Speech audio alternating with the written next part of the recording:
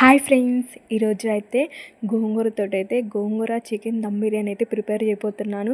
First అయితే చికెన్లో అయితే ఉప్పు, కారం, పసుపు, అల్లం పేస్ట్ వేసేసి బాగా అయితే మ్యాగ్నేట్ చేసి ఒక అరగంట సేపు అయితే పక్కనైతే పెట్టేసుకుందాము.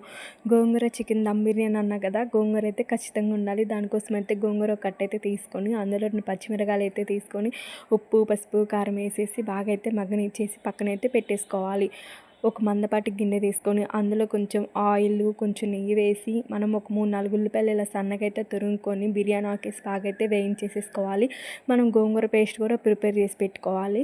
ముందుగా మ్యాగ్నేట్ చేసి పెట్టుకున్న చికెన్ వేసేసి బాగా అయితే మగ్గనిచ్చేయండి. అందులో 3-4 పచ్చిమిరకాయలు కూడా చీలికలుగా చేసేసి వేసేసుకోండి. కొంచెం ధనియాల పొడి కూడా వేసేసుకోండి. పక్కన అయితే రైస్ అయితే ఉడకబెడదాము.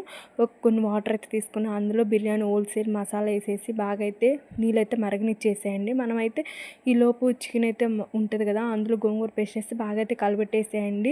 అన్నం 90% ఉడికిన తర్వాత అన్నం తీసి ఈ చికెన్ ముక్కలలో వేసేసేయండి. కొంచెం కర్రీ పక్కన అయితే పెట్టుకొని ఆఫ్ అయితే చికెన్ ముక్కలు అయితే మళ్ళీ పైన అయితే అన్నం అయితే వేసేసి బాగా అయితే ఒక 10 మినిట్స్ అయితే దమ్ అయితే పెట్టుకోండి. అంతే ఫ్రెండ్స్, టేస్టీగా సింపుల్గా అయితే చికెన్ గోంగూర దమ్ బిర్యానీ అయితే ప్రిపేర్ అయిపోయింది.